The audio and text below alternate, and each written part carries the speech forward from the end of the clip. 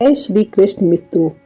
राजा परीक्षित के युग में कलयुग का आगमन कैसे हुआ, ये एक बड़ी ही महान कथा है। मित्रों, ये काल का ही विधान है कि राजा परीक्षित जैसे महान और पराक्रमी राजा को भी काल का दंश झेलना पड़ा। बात उस समय की है जब कलयुग का आगमन धरती पर हो चुका था। भगवान कृष्ण मृत्यु लोक से अपनी लीला समाप्त करके अपने लोक लौट गए थे। पांडव भी अपना राजकाज पूर्ण करके राजा परीक्षित का राज्याभिषेक करके स्वर्ग की यात्रा की ओर प्रस्थान कर गए और कलयुग चुपचाप चोर की भांति मृत्यु लोक में आहिस्ता आहिस्ता प्रवेश कर रहा था। एक दिन महाराज परीक्षित जंगल में गए शिकार खेलने। उनकी सेना पीछे छूट गई और राजा परीक्षित अकेले ही घने जंगलों की ओर अंदर बढ़ते चले जा रहे थे। अचानक राजा परीक्षित के सामने एक विकराल रूपधारी काले रंग का व्यक्ति आकर खड़ा हो गया।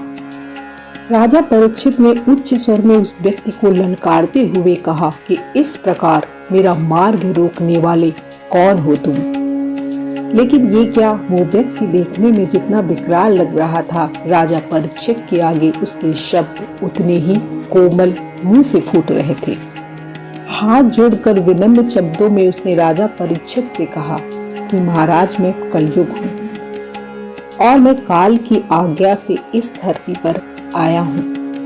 हे राजन, अब मैं आपके राज्य में प्रवेश करने वाला हूँ। भगवान से ही राजा परीक्षित की तेवरियां चढ़ गई, नेत्र लाल हो गए और गरज कर वह बोले, तुम्हारा यह दुस्साहस कि तुम पांडव वंशी परीक्षित के होते हुए इस धरती पर उतरना चाहते हो, इस धरती से धर्म का नाश करने आए हो, इससे पहले मैं तुम्हारा नाश कर दूंगा। कलयुग ने राजा परीक्षित के आगे हाथ जोड़ लिए और बड़ी ही नम्रता से बोला कि हे राजन, प्रकृति के नियम अटल है और मैं उन्हीं नियमों के चलते आपके राज्य में प्रवेश करने आया हूँ। आप मुझे अपने बाणों से नहीं रोक सकते। जिस प्रकार त्रेता युग के बाद द्वापर का आना कोई रोक ना सका, उसी प्रकार द्वापर के बाद कलयुग को भी कोई रोक नहीं पाएगा। ये प्रकृति का चक्र है। हे राजन, हे महाज्ञानी राजन, काल के साथ लड़ाई नहीं करते, ये मेरा युग है।